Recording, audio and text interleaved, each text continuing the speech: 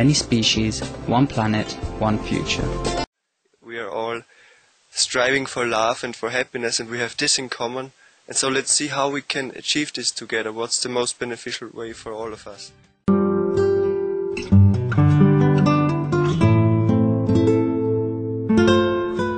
Compassionate viewers, welcome to Animal World, Our Co-Inhabitants. This episode features the first in a two-part series about a very heartening global trend. Farmers are switching away from raising livestock and are finding peaceable livelihoods. Today we'll visit former livestock farmers from the United States, Mexico, Costa Rica, Formosa or Taiwan, Olac or Vietnam, and Iran, and learn some of the reasons they made the courageous, noble decision to change careers. Why did these farmers previously raise livestock? In some cases they began simply because that was what their fathers had done before them, and they learned this form of livelihood as they grew up. Also, many times the father expects his children to take over the family farm.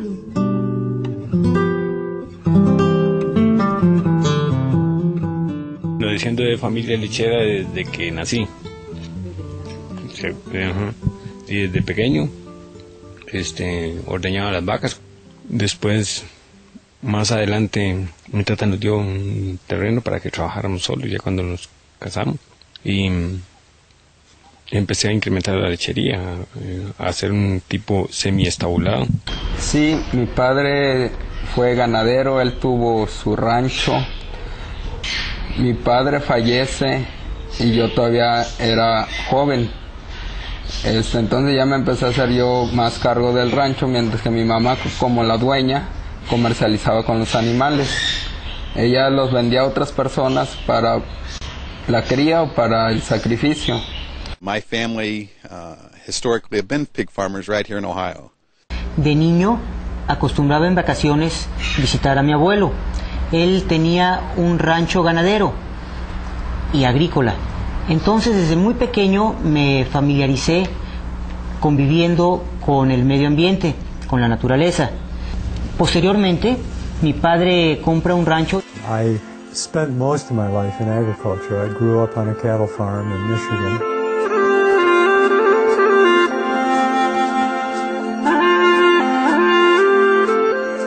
Many of these former farmers had financially successful operations, but after a while they became deeply troubled by several aspects of their work, including the enormous cruelty involved in animal farming.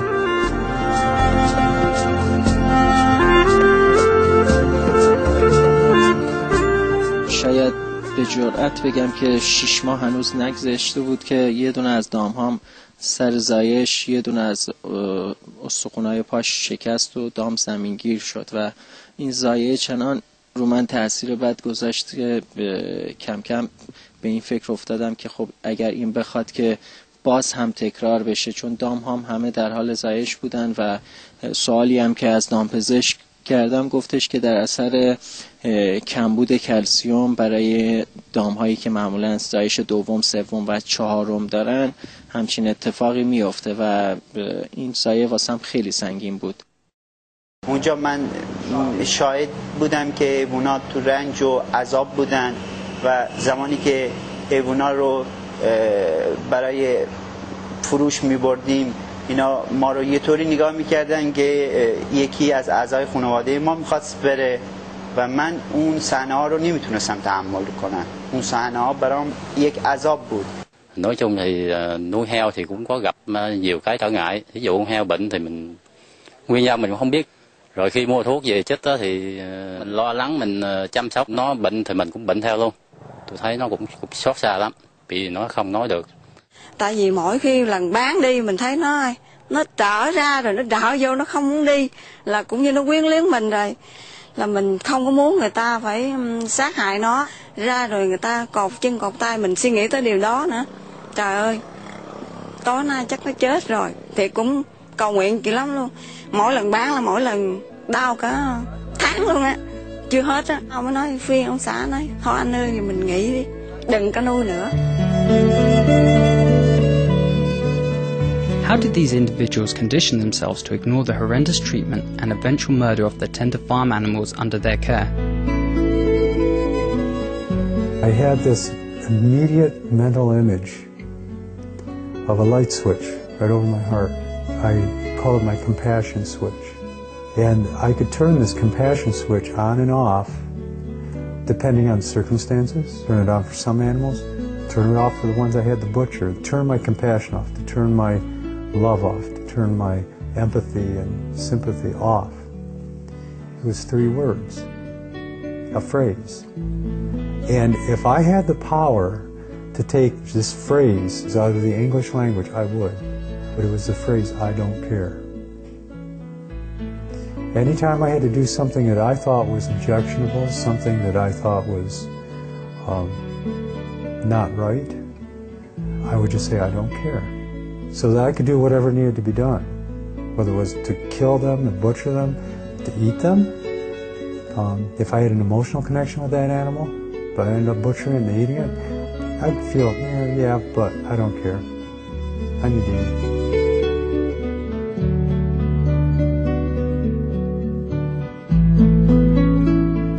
When we return, we'll learn more about why farmers are going away from raising livestock and instead embracing peaceful and loving careers.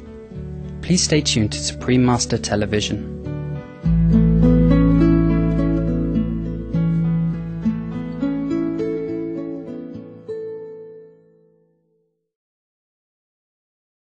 We have pets, and we love them. They're so dear to us. And we would never think of eating a cat or a dog. But we have no problem with other animals, you know, whether they're free-living animals or domesticated animals, like cows. It's this dichotomy, it's this double standard that we have, that one is worthy of our regard and the other is not. One is worthy of our love and the other is not.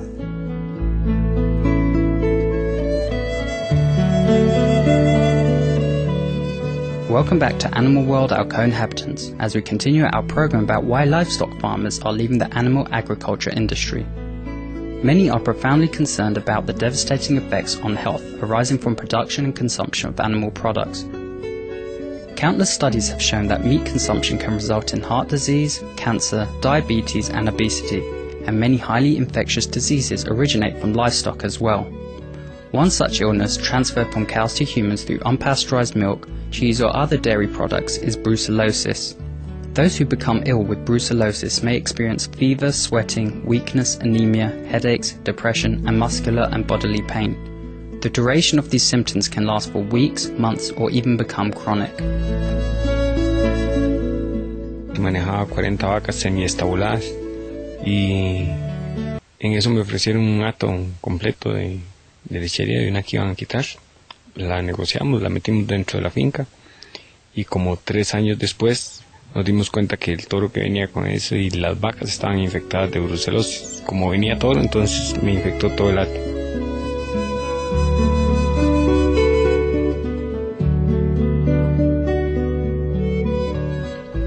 Livestock can spread extremely contagious diseases like bird flu and even cause pandemics such as swine flu. Pollution is a grave concern as well. In 1995, a 3.25 hectare manure lagoon in North Carolina, USA burst, releasing 97.6 million litres of sewage into the New River. The event was the largest environmental spill in US history, more than twice as large as the Exxon Valdez oil spill in 1989. Consequently, millions of fish perished along with all other beings living in the river. Drinking water often becomes contaminated with nitrates and phosphorus from the manure that is generated. In addition, many suffer from respiratory illnesses from the fouled air, and some even experience psychological problems such as depression, arising from living in degraded surroundings.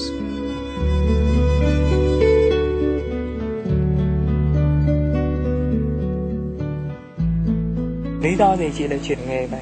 Lý do là thấy đài phát thanh mỗi sáng mà cứ phát lên là H1N1 lây sang người, rồi thấy ảnh hưởng môi trường xung quanh đây, rồi nguồn nước thải ra cho bà con ở đây, mình tự mình ái nái muốn vậy thôi, nghỉ chuyển nghề. Tôi thấy hiện nay thì cái đài truyền hình trên thế giới báo là cái H1N1 nó ảnh hưởng tới sức khỏe của người rất nhanh, rồi xả lợi chất thải của gia súc hàng ngày á, rồi tôi thấy nó ô nhiễm cái nguồn nước và cái cộng đồng xung quanh, trước là sức khỏe mình rồi sau nữa cộng đồng. Trước kia tôi chăn nuôi heo thì chất thải của heo đưa ra thì nó bị viêm phổi này kia, rồi vợ con thì nói chung sức khỏe nó yếu, rồi tinh thần nó cũng không được vui vẻ mấy. The former farmers also felt very uneasy about the slaughter of gentle farm animals. You can't humanely kill a human being, so why would anybody think you can humanely kill an animal? You can't. It's a word that shouldn't be equated with anything that has to do with an animal food product. If you look at Webster's dictionary, it defines the word humane with 3 words. It says to show kindness, compassion, and mercy. That's humane. And I think most people would agree with that. You can't kill humanely. It just can't be done.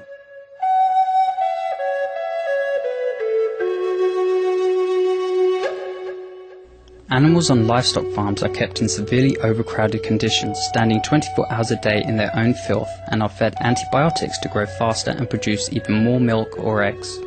The drugs are also given because the animals' immune systems are extremely weak due to the constant stress they experience. They are very susceptible to the diseases that are rife in their sordid surroundings. The goal is to keep the animal alive, even if just barely, until they can be fully exploited for their milk or eggs, and then finally slaughtered. A study in the US found that 70% of pigs had pneumonia by the time they reached the slaughterhouse. This use of antibiotics also gives rise to drug-resistant bacteria. It thus makes it even more difficult to find an effective antibiotic for treatment if people are infected by these same bacteria.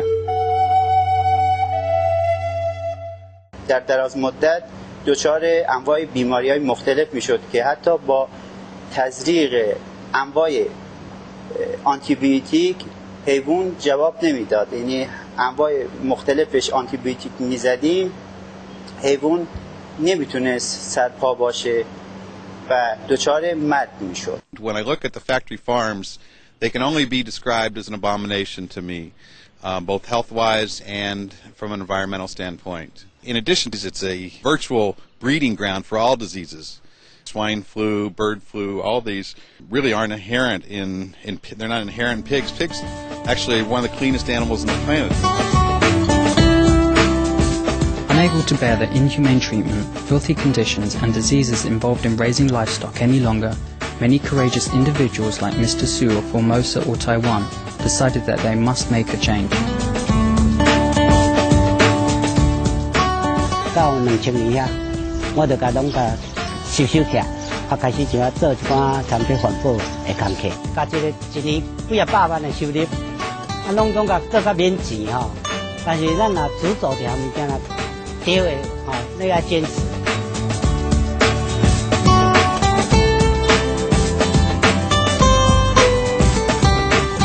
We are truly grateful to these courageous, compassionate farmers for their efforts to protect human health, help animals and heal the planet by turning away from raising livestock and adopting eco-friendly lifestyles.